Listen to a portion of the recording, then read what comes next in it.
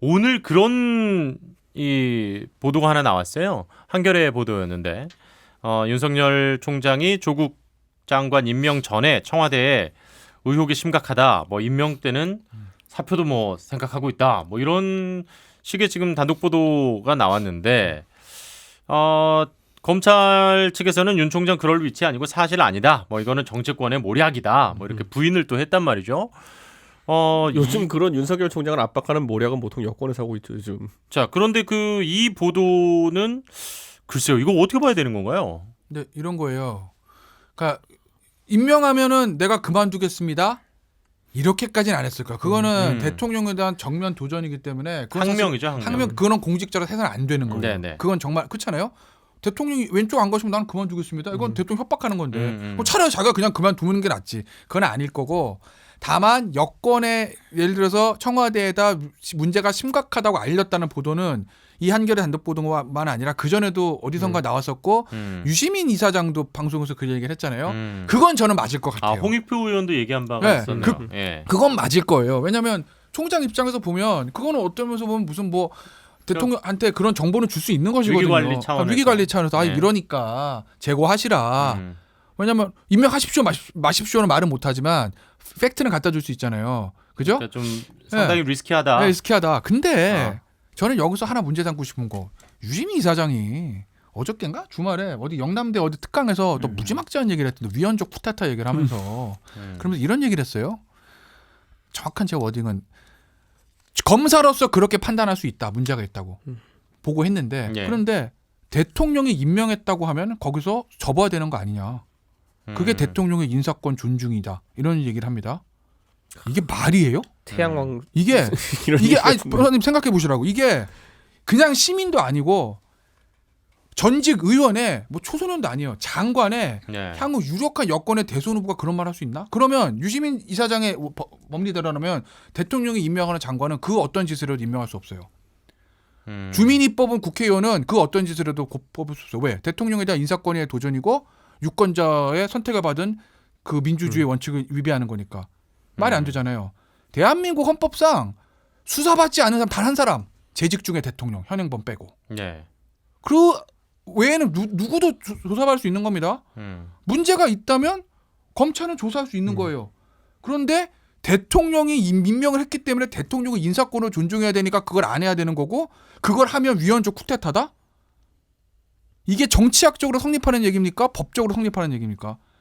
이런 식으로 지식인들이 이런 식으로 저 유권자들과 시민들을 선동하는 게 맞나? 이건 곡하가스의 전형이다. 저는 그렇게 보는 거예요, 진짜. 현 변호사님은 이 기사 어떻게 반대로 보셨어요? 보는데 왜냐하면 뭐 내가 사퇴하겠다 정도까지는 아닌 것 같은데 예를 들어 지금 얘기처럼 문제가 있다, 임명하면 안 된다, 이제 이런 신호를 만약에 보냈다 그러면 그거는 뭐 반대로 해석하면 뭐냐면 만약에 임명을 하면 이게 수사에 들어갈 수 있고 수사에 들어가면 이게 문제가 된다. 기소가 될 수도 있고 현직 법무장관이 수사받을 수 있는 상황이 된다라는 말은 안 했지만 그런 의미잖아요, 사실은. 그렇죠. 그런 의미로 받을 수밖에 없고 수사를 장관이 임명이 되면은 어쨌든 계속 할 수밖에 없습니다라는 얘기일 수는 그렇죠. 있겠네요. 그 얘기가 같은 얘기죠. 근데 사실은 이제 수사는 뭐 제가 봐도 수사에 예외일 수는 없죠. 당연히 법무장관이나 국회의원 마찬가지죠. 대통령 말고는 이제 대통령도 수사는 받을 수 있죠. 소추면 안 되는 것이지.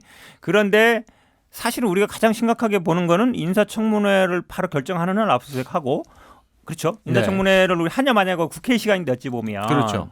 그다음에 뭐 바로 뭐 인사청문회 끝나는 날 기소하고 지금 뭐 공소시효 얘기도 하지만 그러니까 얘기 들어보지만 결국은 국회의 어떤 정치 우리가 이제 기본적으로 대통령 인사권도 있지만 국회의 권한 그다음에 대통령의 권한이라는 게 인사청문회를 신청하고 요청하고 그다음에 받는 과정이잖아요. 그런 건 존중해줘야 되거든요. 하지 말라는 게 아니고 그런데 소환까지 한단 말이에요. 그 인사청문회 하는 기간 중에도 저는 그런 걸 보면 과연 검찰이 그래서 대부분의 사람들이 정치에 너무 뛰어들었다. 국회고 청와대 다 무시하고 이런 평가를 받을 수밖에 없는 거죠. 저런 건데 봤을 때 지금 수사에 진척에 있어가지고 검찰이 그런 정치적 고려를 완전 안 하고 있느냐 봤을 때는 저는 오히려 검찰이 과도하게 지금 여권의 압박을 의식하고 있기 때문에 수사가 제대로 진척되지 않는 면도 있는 것이 사실 이게 아까 사모펀드 관련된 부분은 금융범죄에 가까운 것이고 그렇다면 기본적으로 파악하는 게 뭐냐면 조직도를 그려야 되거든요. 예. 원놈이 원놈한테 어떻게 얘기하고 원놈이 어떻게 얘기했기 때문에 이렇게 되는 것이다. 그런데 지금 당장 의혹의 핵심에 있는 어제 정경심 교수의 핸드폰을 압수수색했다는 얘기는 들리지 않아요. 그거는. 예. 저는 근데 이게 뭐 예를 들어 조국 장관의 핸드폰을 압수수색하지 않았다? 그럼 저는 뭐 여러 가지 이유가 있을 거라 봐요. 왜냐하면 뭐 대통령의 법무참모로서 여러 기밀을 다룰 수밖에 없는 위치에 있기 때문에 검찰도 불가피하게 취득할 수 있는 정보에 대한 부담이 있겠죠. 조국 장관 휴대폰은. 근데 저는 정경심 교수가 무슨 뭐 국가적 기밀을 취급하고 이런 분은 아닌 걸로 보이거든요. 기껏해 동양대의 비밀 정도 취급하겠죠. 근데 그런 상황 속에서 왜 그분의 핸드폰은 압수수색 대상이 아닌 것인가? 저는 이것도 당연히 검찰이 느끼고 있는 부담에서 기인한 것이 아닐까 저는 이렇게 생각하고. 그러니까 이제 검찰의 정치적인 그런 부분에 대해서 보는 시각이 완전히 다르신 거네요. 그러니까 이쪽은 오히려 지금 정치를 좀 검찰이 하려고 한다. 그리고 이준석 최고위원 말씀은 오히려 정치권에 지금 여권이 전방위적으로 받고 압박하자면 아까 말했지만 유시민이라고 하는 사람이 그냥 일반적인 사람도 아니고 여권에서 차기 대권주자로서 지분을 가지고 있는 사람이고. 일단 뭐 본인은 절대 안 나오신다고 얘기는 하시니까. 뭐 그런데 제가 봤을 땐 그거 아니면 왜 저러고 있나 싶습니다. 그런데 그러고 그다음에 뭐 대통령 현직 대통령도 이제는 수사에 대한 압박을 어느 정도 하고 있고 여권 같은 경우에는 뭐 대놓고 개별 의원 발언으로 이제 맹공하고 있고 이 상황 속에서 저는 잘 모르겠습니다. 이게 지금 과잉 수사라고 여권은 지적하고 있는데 과연 금융범죄 수사하면서 핸드폰 압수수색도 안 하는 것이 지금 과잉 수사인가? 과잉 수사라고 비춰지는 지점은 그렇게 볼 수 있는 지점 뭐냐면 문어발식 수사를 할 수밖에 없는 상황이 놓이긴 했어요. 왜냐하면은 그 장관 청문회 때문에 여러 가지 의혹이 언론에 나오다 보니까 사실 검찰이라고 표창장이 의혹의 핵심이겠습니까? 아니면 금융범죄나 아니면 뭐 웅동학원이나 이런 것들 좀 폼나는 거 하고 싶을 텐데 우선 뭐 시민단체로 고발을 들어가니까 어쩔 수 없는 거예요. 이거는 그런 상황 속에서 저는 과연 핵심 범죄 수사에 대해 가지고 압박에서 완전 자유롭게 하고 있느냐? 저는 그것도 약간 저는 미진하다 봅니다. 수사에 대한 압박이다. 이거에 대해서는 하실 뭐 말씀이 압박 받았으면 수사 자체를 시작 안 했겠죠. 이렇게 본격적으로. 아니 핸드폰 압수수색 안 하는 거 어떻게 보세요?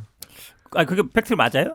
그러니까 장관 말고 한다는 얘기 없어요. 한다는 얘기 근데 없어요. 금융 수사는 뭐 알겠지만 사실은 뭐 핸드폰으로 하는 건 아니고 핸드폰으로 뭐 주가 조작하는 것도 아니고 결국은 그게 핸드폰을 본다 그러면 이제 관계를 통화라는 데 볼 텐데 그거는 뭐 다른 사람 핸드폰으로도 볼 수 있는 얘기고요. 그다음에 그 통화 내역 같은 거는 조회가 다 가능합니다. 그런 거라도 그래서 핸드폰이 없어도 그건 가능하죠. 아니죠. 카톡은 그렇죠. 안 났죠. 카톡이요. 카톡은 통신사 조회가 안 되고 6개월 이상의 기록이라는 거는 통신사 남지도 않는 경우가 많아요. 카톡이나 다음 그거는 이제 6개월도 아니고 많이 빨라졌어요. 일주일인가 뭐 지난번에 뭐 얘기하면서 사실은 그 뭐 본사를 압수수색하든지 아니면 이렇지 않 그것도 사실 가능한 방법이고 여러 가지 다른 방법이 있고 제가 보기에는 아마 지금 가속 사모펀드 얘기하는데 저는 뭐 다른 것들은 굉장히 뭐 사문서 위존이 뭐 이렇게 막 언론 나오잖아요. 대부분 검찰발로 나오기도 하지만 언론들은 또 우리가 취재한 거다. 우리가 그 가서 진술하는 사람 가서 말 들어왔다 이랬거든요. 그러면 사모펀드도 마찬가지예요. 믿음이 가는 이야기는 아니고요. 그렇죠. 사모펀드도 가서 진술하는 사람들이 있기 때문에 오촌조카만 있는 게 아니에요. 여러 관계자들이 있다는 말이죠. 구속된 분도 있고 아닌 분도 있고 그런 사람들 취재하면 나옵니다. 나오는데 별 나오는 게 없잖아요. 제가 보기에는 크게 관계된 게 없기 때문에 안 나오는 걸 보여요. 정치 검찰 얘기 나왔으니까 하나만 말씀드릴게요. 네네. 진짜 재밌어요. 진짜 웃겨. 검찰의 수뇌부는 최근 3년간 윤석열 한동훈 라인이었어요. 특검할 때 특검 수사팀장 수사팀장 윤석열, 그 밑에 한동훈 부장. 그다음에 또 정권 바뀌어서 적폐 수사할 때 적폐수사 시즌 2죠. 윤석열 중앙지검장, 한동훈 3차장.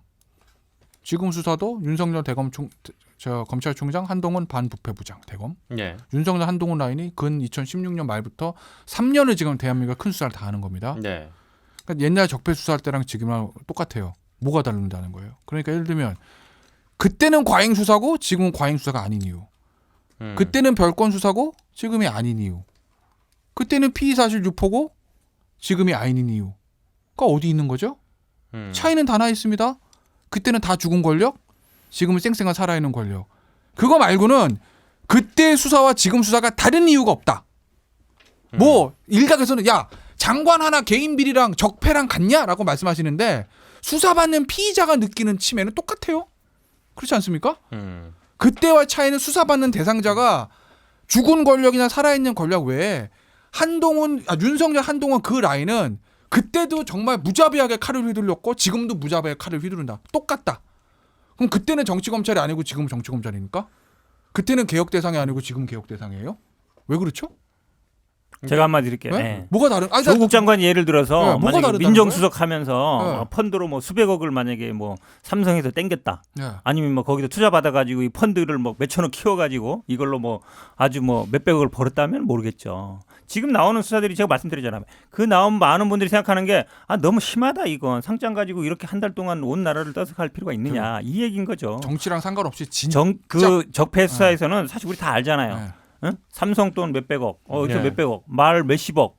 그걸 이용해서 어쨌든 한 거란 말이죠. 만약에 조국 장관이 그렇게 했으면 당연히 저도 뭐 수사 받아야 된다고 봐요. 근데 그런 게 드러나는 게 없잖아요. 사모펀드는 민정수석 재직 때 일이기 때문에 그건 아직은 단정할 수 없는 거고. 아니, 제가 그러니까 말씀드리는 게 그건 저도 그러니까 그렇고 삼성 뭐 대기업 뭐 정경련 동원해가지고 돈을 네? 막 이만큼 키워가지고 펀드를 키웠냐고요. 그런 게 아니잖아요.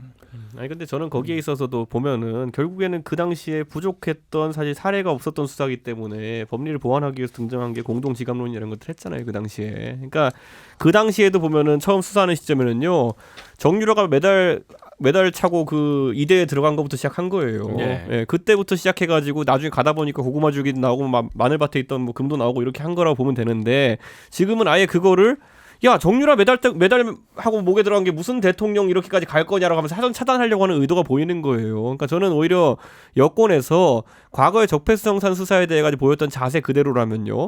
자 우병우 수석을 구속하기 위해 가지고 3번이나 영장을 칩니다. 그 나중에 뭐 아들 네. 코너링 얘기까지 나오고 무슨 뭐 법인 차량을 리스로 탔다느니 별거 다 나옵니다 보면은 그렇게 수사했던 방식 그대로 했을 때 그 당시 왜 비판하지 않았냐. 대통령의 법무참모였던 민정수석이 지금 본인 가족이 수사받을 땐 굉장히 마음 아파하면서 왜 변창훈 검사 집에 가가지고 그 당시에 압수수색할 때 압수수색 준칙에 따르면은 예를 들어 미성년 자녀가 있을 경우에는 학교에 등교한 뒤에 압수수색을 하도록 되어 있고 노인이 있으면은 경로당이라도 보낸 다음에 그다음에 압수수색하도록 되어 있는데 물론 이게 잘 지켜진 건 아니지만은 예. 왜 고3 아들이 고3 딸인가요 그분이 고3 자녀가 학교에 가기도 전에 새벽 7시 반에 들어가가지고 그 집을 압수수색을 했느냐 그거에 대해 가지고 뭐 그렇다 가지고 결과적으로 변창훈 검사가 거기에 대해 가지고 상당히 비관해가지고 스스로 목숨을 끊을 정도였으면은 한 사람이 목숨을 끊었는데 그 당시에 대통령의 법무참모였던 조국 민정수석은 왜 그런 압수수색 준칙이 지켜지지 않은 것에 대해 가지고 어떤 의사표시도 없었느냐. 그러니까 이거 뭐 굉장히 거기에서 갑자기 뭐 개혁 의지가 생겼을 수도 있잖아요. 이런 일이 발생하면 안 되겠다라고 했을 수도 있는데 그거 안 하다 내 가족이 수사받으니까 이제 여권에서 이런 생각을 하기 시작했다는 거. 아까 김태현 변호사가 말했던 것처럼 그 수사 방식은요. 똑같은 사람들이 하는 거기 때문에 바뀐 적이 없었어요. 그렇기 때문에 저는 내 편, 네 편 논리가 동작하고 있는 것이다 저는 이렇게 봅니다.